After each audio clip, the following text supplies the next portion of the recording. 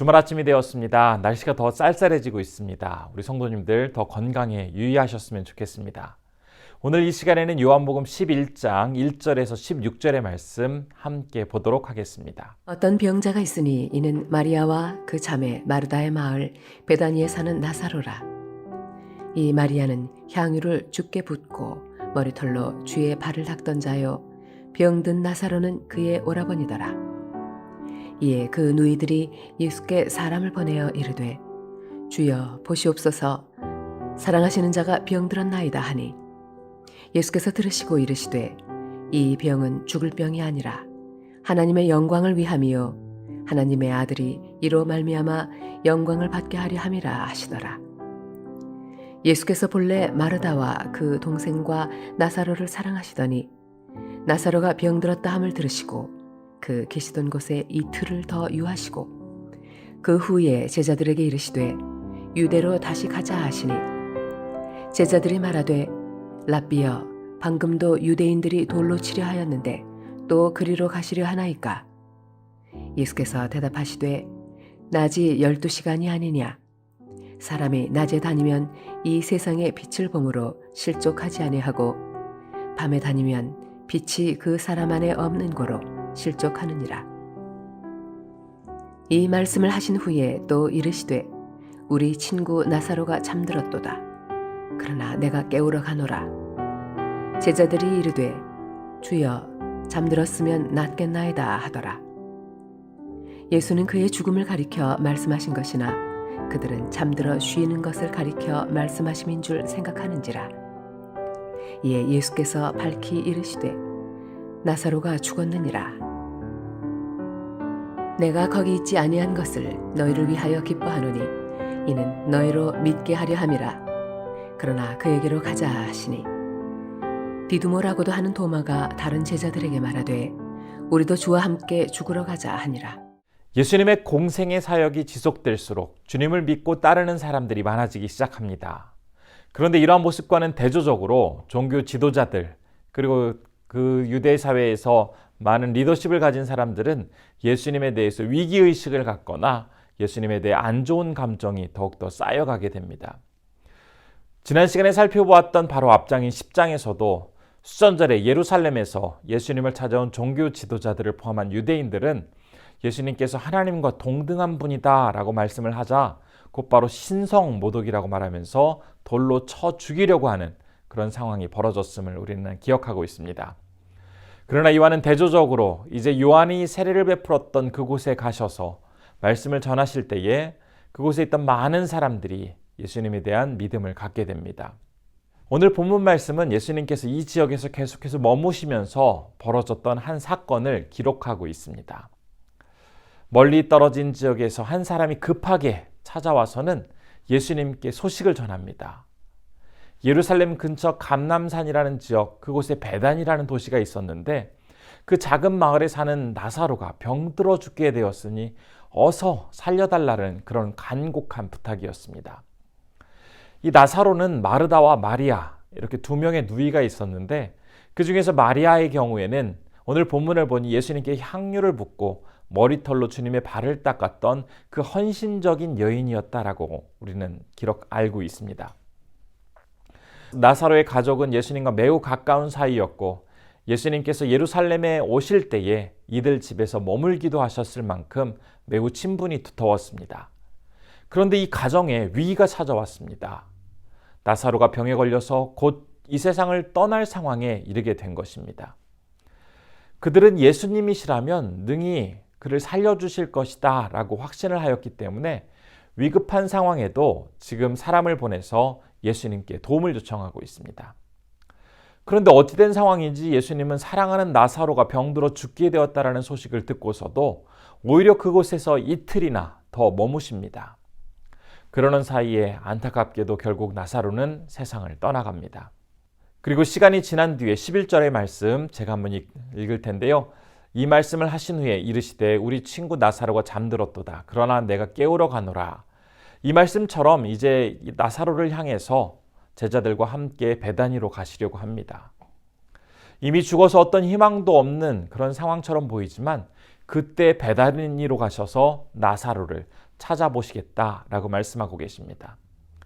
그러자 제자들이 깜짝 놀라면서 바로 얼마 전에 예수님을 돌로 쳐 죽이려고 하는 그런 눈에 불을 켜고 지금 기다리고 있는 사람들이 그곳에 있는데 굳이 위험하게 왜 다시 그 예루살렘 인근 지역으로 가시려고 합니까? 라고 말하면서 예수님의 행동을 제지하려고 합니다.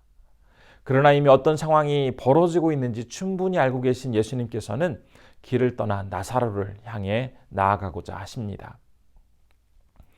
예수님은 나사로가 죽어간다라는 소식을 듣고 난 뒤에 바로 말씀을 통해서 고치려고 하신다거나 급하게 찾아가서 다시 그를 회복하도록 하지 않으셨습니다.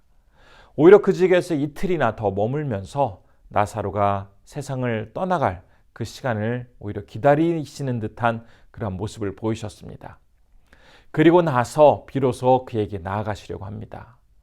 그런데 왜 예수님께서 그렇게 하셨을까요? 본문 15절 말씀은 그 질문에 대한 답을 이렇게 기록하고 있습니다. 내가 거기 있지 아니한 것을 너희를 위하여 기뻐하노니 이는 너희로 믿게 하려 함이라. 그러나 그에게로 가자 하시니. 지금 이 말씀을 보면 예수님은 나사로에 대해서 무관심하거나 예루살렘에서 예수님을 죽이려고 지금 기다리고 있는 사람들이 두려워서 결정을 내리지 못한 채 주저하고 그렇게 시간을 보낸 것이 아니라 하나님께서 일하시기에 가장 적합한 시간을 기다리셨고 또한 이 시간들을 통해서 하나님의 때가 되었을 때 하나님의 영광이 나타나고 또한 그곳에 있는 많은 사람들에게 더욱더 확고한 믿음을 주시기 위해서 지금 이러한 일들을 행하고 계신다라고 전하고 있습니다.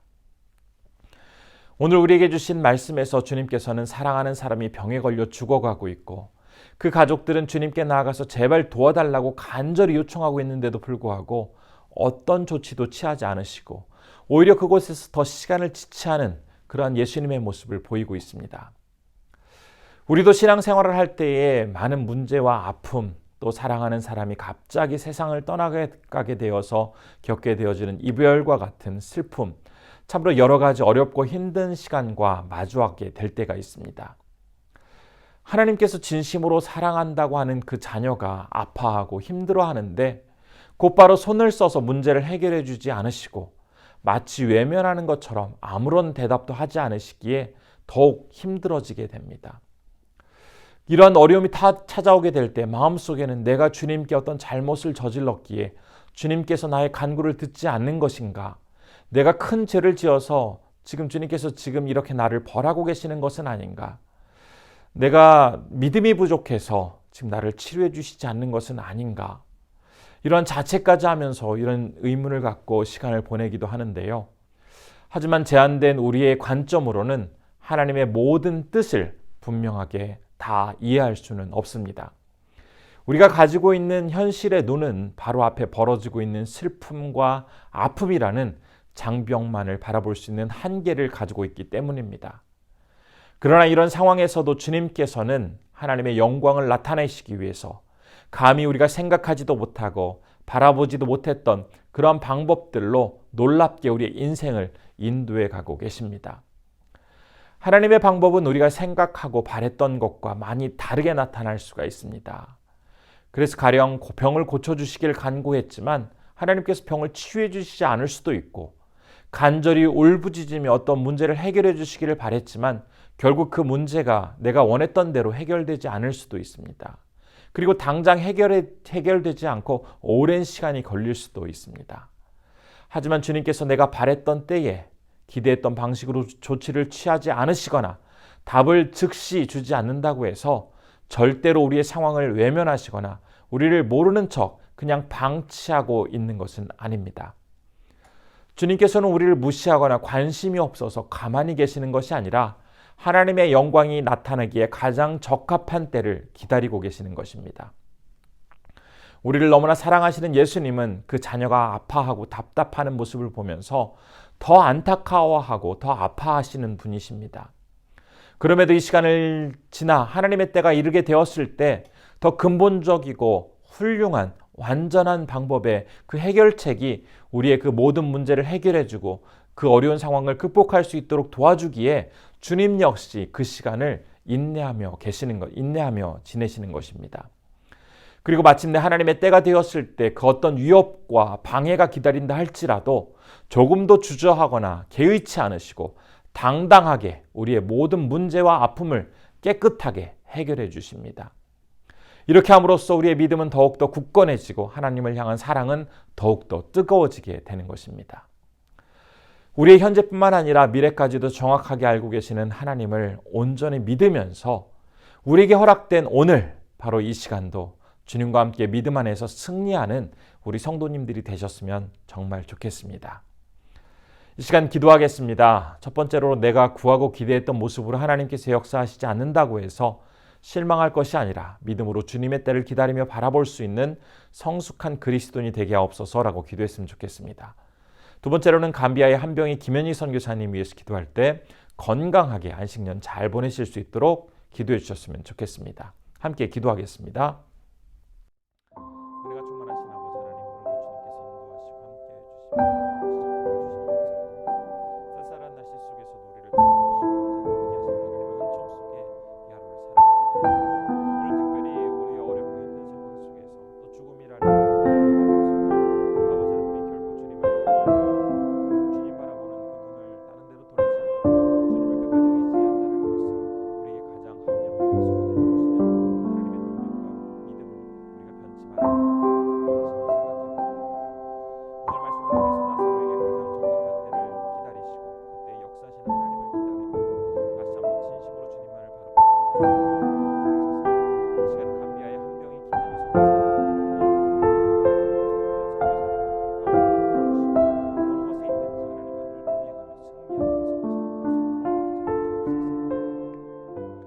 고마우신 아버지 하나님, 우리에게 귀한 하루를 허락하여 주심에 감사드립니다. 오늘 말씀 속에서 여러 가지 절망적이고 힘들고 어려운 상황들이 우리 앞에 놓여 있다 할지라도 결코 우리를 그냥 방치하거나 외면하지 않으시고 하나님의 때에 가장 온전하고도 완벽한 방법으로 우리의 그 문제를 다 해결해 주시는 하나님의 선하시고 신실하신 모습을 다시 한번 말씀을 통해서 발견하게 됩니다.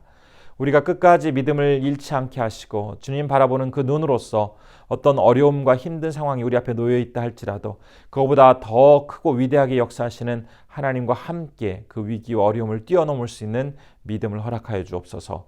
오늘 우리가 함께 기도할 때 감비아에서 사역하시는 한병희 김현희 선교사님을 위해서 기도합니다. 지금 안식년으로 한국에 계신데 건강을 허락하여 주시고 또한 모든 일정 속에서 순탄케 하여 주심에 더욱더 하나님의 영광이 우리 선교사님의 삶을 통하여 풍성히 나타날 수 있는 그런 귀한 시간 되게 하여 주옵소서. 오늘 이제 우리 성도님들 주일을 준비하는 주말을 맞이하게 됩니다. 각자의 처소에서 거룩하게 구별된 모습으로 주일을 잘 준비하게 하시고 하나님이 예비하실 그 복을 기대하며 살아가는 우리 성도님들 되게 하여 주옵소서. 모든 것 주님께 의탁드리오며 예수님의 이름으로 기도드리옵나이다. 아멘.